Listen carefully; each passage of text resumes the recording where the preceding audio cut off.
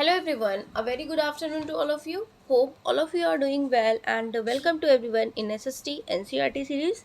जैसा कि आप सभी को पता है कि हम क्लास 6 टू क्लास 8 तक की SST NCERT का सिलेबस पूरा डिस्कस कर रहे हैं, जिसमें ये हमारी ज्योग्राफी का 7th क्लास की ज्योग्राफी का लास्ट चैप्टर है. ओके, 6th क्लास की ज्योग्राफी ऑलरेडी हो गई है, हिस्ट्री पूरी कंप्लीट हो चुकी है, पॉलिटी 6th क्लास की हो गई है, 8th क्लास की पॉलिटी चल रही है. अब बस खाली रिमेनिंग का टारगेट हमारा यही बचता है कि 7th क्लास की ज्योग्राफी सॉरी 8th क्लास की ज्योग्राफी को कंप्लीट करना, जिसमें 6 चैप्टर है, हो जाएगा. एंड और जो हमारी पॉलिटी चल रही है 8th क्लास की, उसके 3 चैप्टर हो गए हैं. रिमेनिंग जितने चैप्टर हैं आई गेस 7 चैप्टर हैं या फिर 6 चैप्टर, उन्हें कंप्लीट करना और 7th की पॉलिटी. ठीक है, इतना बस टारगेट है, इसे फटाफट फुलफिल करना है हमें. Okay, so let's start our video. देखिए, ये चैप्टर है आपका रेगिस्तान में जीवन, चैप्टर नंबर 9 एंड लास्ट. देखिए, अगर हम बात करें तो रेगिस्तान की अगर हम समझें तो रेगिस्तान, तो देखिए हमारे सब किसी किसी के दिमाग में ऐसा आता होगा रेगिस्तान जो है वो सिर्फ गर्म जगह पे ही होते हैं. ठीक है, या गर्म एरिया को ही हम रेगिस्तान बोलते हैं, तो ऐसा नहीं है. अत्यंत गर्म, बहुत ज़्यादा गर्म एरिया वाले भी हैं और बहुत ठंडे एरिया, दोनों एरिया में रेगिस्तान है. ठीक है, एक ठंडा रेगिस्तान बोलते हैं, ठीक, जो गर्म एरिया में है, जैसे सहारा का है सहारा. ठीक ना, ठंडे एरिया में जो है उसे हम, जैसे लद्दाख में है तो उसे ठंडा रेगिस्तान बोलते हैं. ओके, ये आसान भाषा में हमने रेगिस्तान समझा ना. अब अगर हम बात करें तो रेगिस्तान का मतलब है या एक शुष्क प्रदेश. ये एक शुष्क प्रदेश है जिसकी विशेषताएं अत्यधिक उच्च या निम्न ताप एवं विरल वनस्पतियां हैं. रेगिस्तान जो है एक शुष्क प्रदेश है, ठीक है, सूखा है, और जहाँ पे या तो बहुत हाई टेम्परेचर होगा, ठंडा बहुत हाई टेम्परेचर होगा, या फिर बहुत लो टेम्परेचर होगा, है ना. ठंडा गर्म रेगिस्तान होगा या फिर ठंडा रेगिस्तान होगा. ठीक है, और यहाँ की जो वनस्पतियाँ हैं ये विरल वनस्पतियाँ, मतलब रेयर रेयर आपको क्या कहते हैं, फॉरेस्ट रेयर प्लांट्स वगैरह देखने को मिलेंगे. ठीक है, रेयर वनस्पतियाँ, विरल वनस्पतियाँ यहाँ पे देखने को आपको मिलेंगी ना. अब इस चैप्टर में क्या दिया है उसे हम डिस्कस करते हैं. चैप्टर में दिया है कि हम विश्व के उन स्थानों को पढ़ेंगे जहां लोग अत्यधिक कष्टकारी तापमान में भी जीना सीख चुके हैं. मतलब बहुत गर्मी में भी लोग रहना सीख चुके हैं, बहुत ठंडी में भी रहना सीख चुके हैं, मतलब वहां भी लोग रह रहे हैं. ठीक है, कुछ इस तरह के स्थान की हम आगे बात करेंगे जो बहुत ज़्यादा गर्म है और कुछ तो बर्फ़ की तरह ठंडे हैं. ठीक, ये विश्व के रेगिस्तानी क्षेत्र हैं. इन क्षेत्रों में क्या होता है, कम वर्षा होती है, बहुत कम वर्षा होती है, और बहुत रेयर वनस्पतियां पाई जाती हैं, और चरम स्तर पे तापमान होता है, या तो बहुत ज़्यादा होगा या तो बहुत कम होगा. ठीक है, ठंडा होगा या फिर गर्म होगा. इन स्थानों में कहीं कहीं थोड़ा बहुत, मान लीजिए ऐसा नहीं, सभी स्थानों में ऐसा नहीं है कि बिल्कुल ही जल नहीं है, कहीं कहीं थोड़ा बहुत जल पाया जाता है. ठीक है, अब जहाँ थोड़ा बहुत जल पाया जाता है वहाँ लोग क्या करते हैं, वहीं बस जाते हैं, कि क्योंकि जहाँ जल होगा, तो आप सभी को पता है जल वाले एरिया में लोग बसना इसलिए पसंद करेंगे कि वहाँ पे क्या होगा, कृषि वो कर पाएंगे, कृषि करके उपज अपनी पैदावार करके उसे बेच करके अपना जीविकोपार्जन जिसे बोलते हैं, अपना लाइफ चला पाएंगे. ठीक है, खाने के लिए, अपने रोजगार के लिए. ठीक ना, अगर हम बात करें गर्म रेगिस्तान सहारा की, पहले गर्म पढ़ते हैं फिर ठंडा पढ़ेंगे. देखिए, जो हमारा सहारा रेगिस्तान है, इसकी हम बात करें तो ये अफ्रीका के उत्तरी क्षेत्र में पाया जाता है. ठीक है ना, और क्या है, विश्व एवं अफ्रीका महाद्वीप के मानचित्र को देखिए, मानचित्र अभी हम देखेंगे. ठीक है, उसमें मानचित्र यहाँ पे है, ये देखिए, ये जो है सहारा रेगिस्तान की बात करें तो ये देखिए, ये वाला एरिया है आपका, जो आपका सहारा रेगिस्तान. ठीक, अब ये 11 देशों से घिरा हुआ है. अगर आपसे पूछ ले एग्जाम में कौन से हैं देश, कौन से नहीं, एक बार आपके दिमाग में रहेगा तो आप आराम से इसे बता पाओगे या टिक कर पाओगे ना. देखिए, ये जो देश हैं वो क्या है, अल्जीरिया, नाइजर, चाड, सूडान, माली, लीबिया, मिस्र. ठीक है, और मौरितानिया. ठीक है, मौरितानिया, मोरक्को, नाइजर तो हम डिस्कस कर ही चुके हैं, ट्यूनीशिया, और पश्चिमी सहारा, ठीक है, ये सारे मिलाकर आपके 11 देशों से ये घिरा हुआ है। कौन? सहारा मरुस्थल की जो हम बात कर रहे हैं। ओके, अफ्रीका के हमने डिस्कस किया, अफ्रीका के उत्तरी क्षेत्र में, ये देखिए अफ्रीका के उत्तरी क्षेत्र में ये है ना। अब कुछ और इन्फॉर्मेशन इसमें दे रखी है, वो हम डिस्कस कर लेते हैं। देखिए, विश्व का सबसे बड़ा रेगिस्तान अगर पूछा जाए तो यही है, विश्व का सबसे बड़ा रेगिस्तान आपका सहारा रेगिस्तान, ठीक। लगभग 8.54 लाख वर्ग किलोमीटर के क्षेत्रफल में ये फैला हुआ है। ओके, 11 देशों से घिरा हुआ है, वो हम डिस्कस कर चुके हैं, इसको पढ़ने की ज़रूरत नहीं है।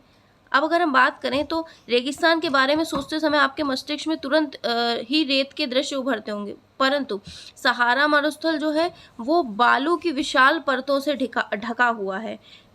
ढका हुआ ही नहीं, बालू की विशाल परतें ही नहीं है, वहाँ पे बजरी के मैदान और चट्टान सतह वाले उत्तित पठार भी पाए जाते हैं। और ये चट्टानें जो हैं, इन चट्टानों की सतह कुछ स्थानों पर 2500 मीटर से भी अधिक ऊंची है। समझ रहे? 2500 मीटर तक से भी अधिक ऊंची ये चट्टानें हैं। ये सहारा रेगिस्तान की आपको इमेज दिख रही है ना। अब देखिए, क्या आप जानते हैं, इसमें एक क्वेश्चन पूछा गया है कि आज का जो सहारा रेगिस्तान है, किसी समय पूर्णतः ये हरा भरा मैदान भी था। आज जिसे हम सहारा रेगिस्तान मतलब कहते हैं कि बंजर है, कुछ नहीं है, शुष्क प्रदेश है, ठीक। उस समय वहाँ कुछ समय पहले वो बहुत हरा भरा मैदान था। सहारा की गुफाओं से प्राप्त चित्रों से ये ज्ञात होता है कि यहाँ नदियाँ तथा मगर पाए जाते थे, और हाथी, शेर, जिराफ, शुतुरमुर्ग और भेड़, पशु, बकरियां सामान्य जानवर थे। परंतु यहाँ के जलवायु परिवर्तन ने इसे बहुत गर्म और शुष्क में बदल दिया है, ठीक है। अब जलवायु परिवर्तन इतना हो गया है कि ये प्रदेश बहुत शुष्क हो गया है, गर्म हो गया है। पहले वहाँ पे सब कुछ पाया जाता था, सब कुछ इन द सेंस कि हरा भरा मैदान, ठीक है, नदियाँ थी, सब कुछ और जनजीव भी थे, बट आज नहीं है ना। अब अगर यहाँ की जलवायु के बारे में बात करें तो सहारा के अजीजिया क्षेत्र में जो त्रिपोली लीबिया के दक्षिणी भाग में स्थित है, यहाँ का सबसे अधिक तापमान 1922 में 57.7 डिग्री सेल्सियस दर्ज किया गया है। अब ये आप याद रखिएगा, सहारा के अल अजीजिया क्षेत्र में त्रिपोली में सबसे ज़्यादा तापमान 1922 में दर्ज किया गया, ठीक। अगर बात करें जलवायु की तो आप सभी को पता है जलवायु क्या है, अत्यधिक शुष्क है, बहुत ज़्यादा गर्म है, ठीक है। और यहाँ की वर्षा ऋतु अल्पकाल के लिए, बहुत कम समय के लिए अल्पकाल के लिए होती है, ठीक है। यहाँ आकाश बादल रहित और निर्मल, मतलब अब बादल रहित और निर्मल मतलब क्या है, साफ रहते हैं बादल, ठीक है। वर्षा बहुत कम समय के लिए होती है। यहाँ नमी संचय होने की अपेक्षा तेजी से वाष्पित, नमी संचित नहीं हो पाती है, तेजी से क्या होती है, एवोपरेट हो जाती है। दिन अविश्वसनीय रूप से गर्म रहता है, ठीक। दिन का तापमान 50 डिग्री सेल्सियस से ऊपर, समझ रहे हैं, बहुत ज़्यादा गर्म हो रहा है, जिससे रेत और चट्टानें क्या होती हैं, बहुत ज़्यादा गर्म हो जाती हैं। और जब रेत और चट्टानें गर्म हो जाती हैं तो उनके ताप का विकिरण होने से चारों तरफ क्या होता है, गर्मी हो जाती है। मान लीजिए आपके सामने बहुत ज़्यादा, आप एक हीटर ही जला के ब्लोअर ही के पास बिल्कुल पास बैठ जाएंगे गर्म, तो क्या होगा, आसपास का एरिया गर्म नहीं हो जाता है, पूरा रूम गर्म हो जाता है। तो वही चीज़ें, चारों तरफ बहुत ज़्यादा गर्मी हो जाती है और रात में क्या होता है, तापमान बिल्कुल हिमांक बिंदु पर पहुंच जाता है, 0 डिग्री सेल्सियस तक पहुंच जाता है, बहुत ज़्यादा ठंडी हो जाती है ना। अब अगर हम बात करें यहाँ की वनस्पति और प्राणी जात की, तो ये क्वेश्चन कहीं कुछ भी उठा के इसमें से पूछ लेंगे। तो सहारा रेगिस्तान की जो वनस्पतियाँ हैं उनमें कैक्टस, खजूर के पेड़, एकेशिया पाए जाते हैं, और कुछ स्थान पर मरुद्यान खजूर के पेड़ से भी घिरे हरित द्वीप पाए जाते हैं। अब देखिए, ये मरुद्यान क्या है, देखिए मरुद्यान मतलब है, उद्यान मतलब आप सभी को पता है बगीचा, मरुद्यान मतलब जहाँ पे खजूर के पेड़ से घिरा हो, जो एरिया, जो उद्यान खजूर के पेड़ से घिरा हो, उसे इन्होंने मरुद्यान, खजूर के पेड़ इन्होंने लिखा है ना, मरुद्यान मतलब जो खजूर के पेड़ से घिरा हो। ओके नाउ, अब अगर हम बात करें कुछ ये भी यहाँ पाए जाते हैं, ऊंट, लकड़बग्गा, सियार, लोमड़ी, बिच्छू, सांप की विभिन्न जातियाँ एवं छिपकली जैसे जीव जंतु भी यहाँ पाए जाते हैं। कुछ यहाँ बताया गया है, वैज्ञानिकों को यहाँ से क्या मिले हैं, मछलियों के कंकाल भी मिले। अब देखिए मछलियों के कंकाल मिले, पूछा जा रहा है बच्चों से कि आप क्या बता सकते हो भाई, मछलियों के कंकाल मिले तो ये क्या बताए, पहले यहाँ पे नदियाँ होंगी, है ना, नदियों का प्रवाह यहाँ से ख़त्म हो गया तो नदियाँ सूख गई, मर गई हैं, तो फिर क्या है, उनके कंकाल मिले, या फिर लोग यहाँ पे मछलियाँ खाते रहे होंगे तो खा लिया और जो क्या कंकाल बचे वो फेंक दिए। ठीक है, ये भी हो सकता है। तो पूछा गया है क्वेश्चन एक, लोग कैसे लोग रहते हैं, तो देखिए सहारा रेगिस्तान के लोगों की कष्टकारी जलवायु में भी विभिन्न समुदाय के लोग वहाँ पे निवास करते हैं, विभिन्न प्रकार के वो क्रियाकलाप करते हैं। इसमें दो इम्पोर्टेंट है, एक बेदुइन और एक तुआरेग शामिल हैं। अब ये इंपॉर्टेंट आपसे पूछ लेगा, बेदुइन और तुआरेग लोग कहाँ रहते हैं, तो आपको पता होना चाहिए सहारा मरुस्थल में रहते हैं। चलवासी जनजाति वाले ये लोग होते हैं, ये भेड़, बकरी, ऊंट, घोड़े जैसे पशु धन को पालते हैं, इन्हीं से अपना जीवन काटते हैं, है ना। और इन पशुओं से इन लोगों को क्या मिलता है, दूध मिलता है, इनकी खाल से ये पेटी, जूते, पानी की बोतल बनाने के लिए चमड़ा प्राप्त करते हैं, और पशुओं के बाल का उपयोग करके ये चटाई, कालीन, कपड़े, कंबल ये सारी चीज़ें बनाते हैं। धूल भरी आंधियों एवं गर्म वायु से बचने के लिए लोग क्या करते हैं, भारी वस्त्र पहनते हैं। देखिए सहारा रेगिस्तान में क्या होता है, बहुत ज़्यादा धूल भरी आंधी चलती है, जिन्हें धूल भरी आंधी नहीं बोलते हैं, आंधी आ गई, आंधी आ गई, तो आंधी में क्या होता है, धूल ही तो होता है, तो उससे बचने के लिए लोग भारी वस्त्र पहनते हैं। तो ये आपसे इंपॉर्टेंट, ये पूछा भी गया है सीटेट में, तो ये आप ध्यान रखिएगा। ओके, ना सहारा के मरुद्यान एवं मिस्र में नील घाटी लोगों को निवास में मदद करती है। देखिए नील घाटी क्या करती है, लोगों को निवास में मदद करती है, क्योंकि वहाँ नील घाटी क्या है, जल की उपलब्धता है, जल की उपलब्धता है तो लोग क्या करते हैं, खजूर का पेड़ उगाते हैं, ठीक, और चावल, गेहूँ, सेम जैसे फसल जो जल की उपलब्ध, जिन्हें प्रचुर मात्रा में जल चाहिए होता है, तो वो पेड़ वहाँ उपज अच्छी होगी। ठीक है, मिस्र में उगाए जाने वाली कपास पूरे विश्व, देखिए ये पूछा जा सकता है कि मिस्र में उगाए जाने वाली कपास पूरे विश्व में प्रसिद्ध है, तो कहाँ पाई जाती है, सहारा रेगिस्तान में। ओके, तेल की खोज संपूर्ण विश्व में अत्यधिक मांग वाले इस उत्पाद का अल्जीरिया, लीबिया, मिस्र में होने के कारण सहारा रेगिस्तान में तेजी से परिवर्तन आ रहा है, कि तेल की खोज क्या है कि इसकी ज़्यादा मांग है, तो इसलिए सहारा रेगिस्तान में तेजी से परिवर्तन आ रहा है। ठीक है, अगर महत्वपूर्ण खनिजों की बात करें तो लोहा, फास्फोरस, मैग्नीशियम और यूरेनियम यहाँ पाए जाते हैं। ठीक, नेक्स्ट अगर बात करें, सहारा का सांस्कृतिक जीवन शैली में भी परिवर्तन आ रहा है। आज यहाँ मस्जिद से ऊंचे कांच की खिड़कियां वाले भवन और ऊँटों के प्राचीन मार्ग में स्थान पर सुपर महामार्ग बना दिए गए हैं। नमक के व्यापार में ऊँटों का स्थान ट्रक ले रहा है। ठीक है, पहले ट्रक से होता था, पहले ऊँटों से होता था, उसका स्थान ट्रक ले रहा है। तुआरेग लोग क्या कर रहे हैं, विदेशी पर्यटक के लिए मार्गदर्शन का काम कर रहे हैं। ठीक है, आज अनेक चलवासी जनजाति के लोग शहरी जीवन की ओर आ रहे हैं, जहां से वे तेल और गैस के कार्यों में नौकरी ढूंढ रहे हैं। ठीक है, नेक्स्ट अगर हम बात करें तो देखिए, क्या आप जानते हैं, इसमें कुछ बताया गया है कि जब रेत को पवन उड़ा के ले जाती है तो वहाँ गर्त के बारे में बताया जा रहा है कि गर्त क्या होता है। देखिए नदियाँ जब अचानक क्या करती हैं, कहीं से कहीं बहने लगती हैं, तो कहीं जाकर बहने लगेंगी तो कहीं ना कहीं तो गिरेंगी, जहाँ वो गिरती वहाँ क्या गर्त का निर्माण करती हैं, वहाँ गर्त बन जाता है। जहाँ गर्त में भूमिगत जल सतह पर आ जाता है वहाँ मरुद्यान बनते हैं। मरुद्यान अभी हमने समझाया, मरु उद्यान खजूर का इन्होंने बनाया, उद्यान खजूर का। ठीक है, ये 6 तो उपजाऊ होंगे भाई, नदियाँ गिरेंगी आके तो उपजाऊ होंगे, अपने साथ वो शेपड़ लाएंगी तो उपजाऊ तो होंगे ही। लोग इनके आसपास क्या करना, निवास करना पसंद करते हैं और खजूर के पेड़ और अन्य फसलें उपज करते हैं और उसे बेचकर पैसा कमाते हैं और अपना जीवन चलाते हैं।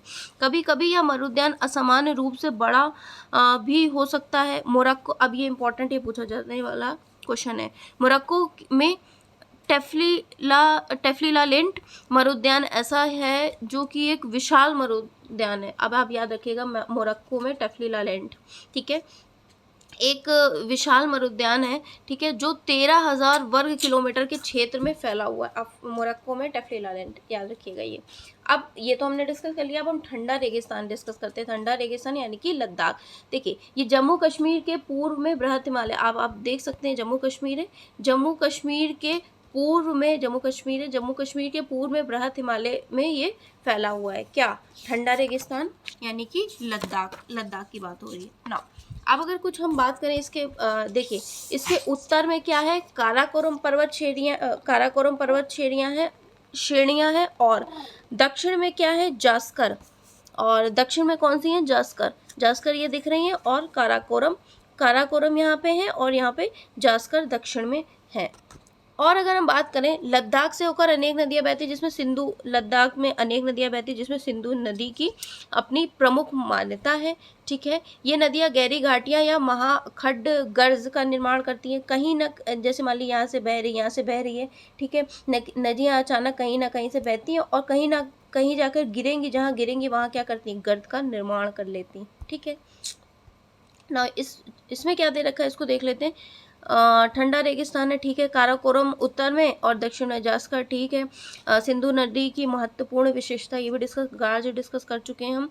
और लद्दाख में अनेक हिमानियाँ, जैसे गैगरी हिमानी, ये याद रखिएगा, लद्दाख में कौन सी हिमानी है, गैगरी हिमानी। ओके, लद्दाख की ऊंचाई अगर बात करें तो कारगिल में लगभग 3000 मीटर से लेकर काराकोरम के 8000 मीटर से भी अधिक ऊंची पाई जाती है। और अगर हम बात करें अधिक ऊंचाई के कारण यहाँ की जलवायु क्या है, अब जब हाइट ज़्यादा होगी तो जलवायु क्या है, बहुत ज़्यादा ठंडी होगी, शुष्क है, और ऊंचाई पर वायु परत इतनी पतली है कि सूर्य की गर्मी का अत्यधिक तीव्रता की अत्यधिक, मतलब जो ऊंचाई पे होने के कारण वायु परत जो है वो बहुत ज़्यादा हल्की, इसलिए सूर्य की गर्मी की तीव्रता बहुत ज़्यादा महसूस होती है ना। ग्रीष्म ऋतु में तापमान जो होगा 0 डिग्री सेल्सियस से कुछ ही अधिक होता है, मगर रात के समय क्या होता है, तापमान माइनस में चला जाता है, -30 डिग्री सेल्सियस से नीचे चला जाता है। समझ रहे हैं आप, तापमान यहाँ का आइडिया लगा सकते हैं भैया, बड़ा ही भयानक तापमान है। शीत ऋतु में या बर्फीला ठंडा हो जाता है और तापमान लगभग -40 डिग्री सेल्सियस नीचे हो जाता है, मतलब बहुत ज़्यादा। ठीक है, और चूंकि यह हिमालय के वृष्ट छाया में के क्षेत्र में है, वृष्ट छाया के क्षेत्र में, हिमालय के वृष्ट छाया के क्षेत्र में, अब वृष्ट छाया के क्षेत्र में ऐसे आप समझ सकते हैं कि यहाँ और यहाँ पे हिमालय के, यहाँ पे क्या है, यहाँ पे ये हिमालय के वृष्ट छाया के क्षेत्र से है और ये वाला एरिया भी छाया के क्षेत्र से है, इसलिए यहाँ पे क्या है, वर्षा बहुत ही कम होती है, वर्षा क्या है, बहुत कम होती है। ओके ना, अगर बात करें तो मुश्किल से 10 सेंटीमीटर ही वर्षा हो पाती, क्योंकि छाया वाला क्षेत्र है, टकराई, उसके बाद टकराने के बाद क्या हुआ, वहीं पे वर्षा हो गई, तो यहाँ तक आ ही नहीं पाया वर्षा वाला भाग, इस वजह से यहाँ पे वर्षा बहुत कम मापी गई, 10 डिग्री सेंटीमीटर ही प्रतिवर्ष नापी गई है। और क्षेत्र बहुत ज़्यादा ये बर्फीली हवाओं और तेज जलाने वाले सूर्य ताप का अनुभव करता है। यह जानकर आपको आश्चर्य होगा, अगर देखिए यहाँ पे एक विशेष प्रकार की बात बताई गई है, तुषार उपघात की बात कही गई है कि अगर आप सूर्य की धूप में इस तरह बैठेंगे कि आपके ऊपर एक तरफ बहुत ज़्यादा धूप पड़े और एक किसी पोर्शन पे या आधे शरीर पे धूप पड़े या आधे पे धूप नहीं पड़े, तो आपको एक रोग से आप ग्रसित हो सकते हैं, जिसे हम बोलते हैं जिसे बोला जाता है तुषार उपघात, ये एक बीमारी होती है। ओके, एक चीज़ हमने यहाँ पे डिस्कस नहीं की, वो देख लेते। देखिए लद्दाख शब्द दो चीज़ों से बना, ला मतलब पर्वतीय दर्रा और दाख मतलब देश। जो पर्वतीय दर्रे होते हैं, पर्वतीय दर्रे वाला देश, उसे हम बोलते हैं लद्दाख। ठीक है ना, पृथ्वी के सबसे ठंडे स्थानों में एक द्रास है, जो कि लद्दाख में सबसे ठंडा है, यहाँ पे सबसे ठंडा तापमान दर्ज किया गया है ना। अब अगर हम बात करें, लद्दाख में खापा चान भी कहते हैं, लद्दाख को खापा चान भी कहते हैं, जिसका अर्थ होता है हिमभूमि। ओके, ये याद रखिएगा, खापा चान क्या होता है, लद्दाख को बोलते हैं। वनस्पति और प्राणी जात की बात कर लें तो यहाँ पे उच्च शुष्कता के कारण क्या होता है, वनस्पति विरल हैं, रेयर हैं, है ना। और यहाँ जानवर के चरने के लिए कहीं कहीं पर घास और छोटी झाड़ियाँ मिलती हैं।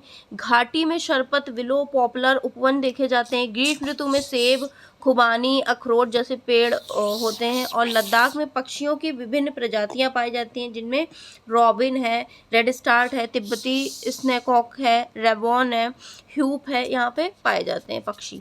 कुछ प्रवासी पक्षी भी पाए जाते हैं। लद्दाख में पशुओं में जंगली बकरी है, जंगली भेड़ है, याक है, विशेष विशेष प्रकार के कुत्ते, ये सब यहाँ पे पाए जाते हैं। इन पशुओं को दूध, मांस एवं खाल प्राप्त करने के लिए पाला जाता है। मतलब इन्हीं से इन लोगों का काम चलता है, दूध से, मांस से और खाल से। इन्हीं को बेच के वो अपना खुद भी खाते हैं, इनको बेच कर भी जीवन यापन करते हैं। याक के दूध का उपयोग करके पनीर बनाते हैं और मक्खन बनाते हैं, फिर उसे बेचते हैं। भेड़ और बकरी के बाल का उपयोग करके ऊनी वस्त्र बनाते हैं और उन्हें बेचते हैं। अब यहाँ पे बताया जा रहा है शाहतूश के बारे में। चीरू या तिब्बती एंटीलोप एक विलुप्त प्रजाति, एंटीलोप एक विलुप्त प्रजाति है। इसका शिकार शहतूर नामक इसके ऊन के लिए किया जाता है। इस विलुप्त प्रजाति का जो है शिकार इसलिए करते हैं कि इससे क्या बोले, शाहतूश नाम के ऊन के लिए, इससे शाहतूश नाम का ऊन मिलता है, जो कि वजन में बहुत ज़्यादा हल्का होगा और गर्म बहुत ज़्यादा होगा। ठीक है, उसे बेच के काफ़ी महंगा बिकेगा और बेच के लोग पैसा कमाते हैं। लोगों की बात करें तो लद्दाख और तिब्बत तथा मध्य एशिया के निवासी के बीच कई समानताएं पाई जाती हैं। अधिकांश लोग तो यहाँ मुस्लिम या बौद्ध हैं और लद्दाख के क्षेत्र में बौद्ध मठ भी पाए जाते हैं। अपने परंपरागत गोपा के साथ, गोपा इस तरह से मठ के ऊपर ऐसे ये बना हो तो इसे हम बोलते हैं गोपा। ठीक है, गोपा के साथ स्थित है। कुछ प्रसिद्ध मठ है, ये एग्जाम में पूछा जाने वाला है कि हेमिस थिक्से, लामायू और शे, ये आपसे पूछा जा चुका है कई एग्जामों में, याद रखिएगा। ये आपके लद्दाख में पाए जाते हैं ये मठ। ग्रीष्म ऋतु में यहाँ के निवासी जौ, आलू, मटर, सेम, सलजम की खेती करते हैं। शीत ऋतु में जलवायु इतनी कष्टकारी होती है कि लोग धार्मिक, मतलब देखिए शीत ऋतु में कुछ ये लोग यहाँ पे काम नहीं कर सकते, तो धार्मिक अनुष्ठान, उत्सव, यही सब इसी में अपने आप को व्यस्त रखते हैं। और महिलाएं क्या करती है, अत्यधिक यहाँ की महिलाएं बहुत ज़्यादा परिश्रमी होती। ठीक है, यहाँ की महिलाएं अत्यधिक परिश्रमी होती है। वे केवल घर और खेती का काम नहीं करती बल्कि छोटे मोटे व्यवसाय, दुकान भी संभालती है। आपने देखा होगा कि आप अगर ऊपर जाओगे हाइट पे, ठीक है, तो वहाँ पे घर के काम तो करती हैं, छोटी मोटी दुकान वगैरह भी खोल लेती हैं और अपना जीवन चलाती हैं। लद्दाख की राजधानी लेह सड़क मार्ग वायु द्वारा भलीभांति जुड़ा हुआ है। राजमार्ग 1 ए लेह को जोजिला दर्रे होते हुए कश्मीर घाटी से जोड़ता है। ठीक है, ये तो हमने डिस्कस कर लिया। नाउ क्या आप जानते हैं, ये बताया गया मनाली लेह राजमार्ग 4 दर्रों से गुजरता है, रोहतांग या बारालाचा। ठीक है, और बारालाचाला और गालाचाला और टंगलंगला। यह राजमार्ग केवल जुलाई से सितंबर के बीच ही खुलता है। जब बर्फ़ के मार्ग हटा दिए जाते हैं तभी ये खुलता है। अब यहाँ पे बताया गया है कि मुख्य क्रियाकलाप पर्यटक भी है। गोपा दर्शन, घास के मैदान, हिम नदों की सैर एवं उत्सव या फिर अनुष्ठान को देखने के लिए पर्यटक यहाँ पे आकर्षित होते जाते हैं। लद्दाख में लोगों ने शताब्दियों से प्रकृति के साथ समन्वय एवं संतुलन करना सीख लिया है। रहते हैं ना, तो सीख लिया है उन्होंने समन्वय, मतलब रहना सीख गए। जल और ईंधन जैसे संसाधन की कमी के कारण लोग अपनी आवश्यकता अनुसार इको फ्रेंडली होते हैं, आवश्यकता के अनुसार यूज़ करते हैं और उन्हें छोड़ भी देते हैं। जैसे हम लोग हैं ना, बहुत अच्छे से यूज़ नहीं कर रहे हैं यहाँ पे, बट उन लोगों को पता है कि ये हमारे लिए यूज़फुल है, तो हम ऐसे यूज़ करें, इको फ्रेंडली होकर यूज़ करें कि आगे आने वाले भी लोग उसका उपयोग कर पाएँ। ठीक है, विश्व में कौन से 2 प्रकार के रेगिस्तान पाए जाते हैं, सभी को पता है। अभी हमने डिस्कस किया है सहारा जो कि गर्म है, लद्दाख जो कि ठंडा है। सहारा रेगिस्तान किस महाद्वीप में स्थित है, अफ्रीका। ठीक है, और अगर हम बात करें लद्दाख रेगिस्तान की जलवायु परिस्थितियाँ क्या हैं, शुष्क हैं, शीतल हैं। लद्दाख में पर्यटकों के लिए मुख्य आकर्षण क्या है, गोपा दर्शन, घास के मैदान। ओके, सहारा रेगिस्तान में लोग किस प्रकार के वस्त्र पहनते हैं, भारी वस्त्र पहनते हैं धूल भरी आंधियों से बचने के लिए। और लद्दाख में उगने वाले पेड़ के नाम बताइए। पॉपुलर है, शरपत है। सहारा अफ्रीका के किस भाग में स्थित है, उत्तरी। ठीक है, सहारा किस प्रकार का रेगिस्तान है, गर्म। लद्दाख रेगिस्तान के अधिकांश निवासी बौद्ध और मुस्लिम हैं। रेगिस्तान की विशेषता क्या है, विरल वनस्पति। लद्दाख में हेमिस प्रसिद्ध है बौद्ध मठ के लिए। मिश्र निम्नलिखित फसलों के लिए प्रसिद्ध है, कपास के लिए। ठीक है, ये आप मिला सकते हैं। मरुद्यान को आप मिला सकते हैं जल के साथ गर्द। बेदुइन को मिला सकते हैं सहारा। तेल को लीबिया, ग्रेंगी को हिमनद, लामायूरी को बौद्ध मठ। रेगिस्तान में अत्यंत वनस्पतियां होती हैं, जल की कमी मतलब अल्प होती, कम होती, जल की कमी के कारण और जलवायु उपयुक्त नहीं है। सहारा रेगिस्तान में लोग भारी वस्त्र धूल भरी आंधियों से बचने के लिए पहनते हैं। सो आई होप अच्छा लगा होगा। So it was in this video, meet you in my next video, till then bye and please don't forget to like share and subscribe. हमारी ज्योग्राफी 7th की भी हो गई है, अब हम 8th की ज्योग्राफी कम कर लेंगे। Okay bye everyone. No no bye, bye करो, bye. Please like share subscribe, share and subscribe my mama's channel. Bye everyone.